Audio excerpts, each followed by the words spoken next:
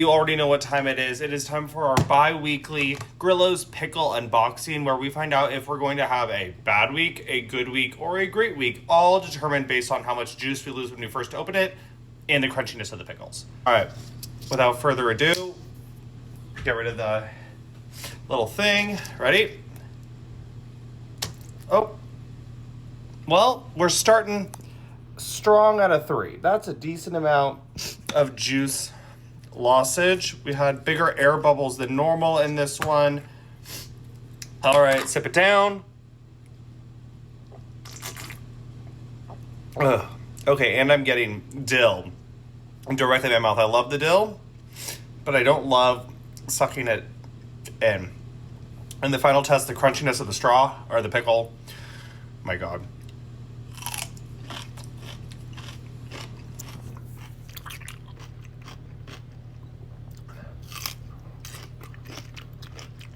Decently crunchy. We're probably gonna have like a 5 out of 10 for the week. This will be fine. Medium.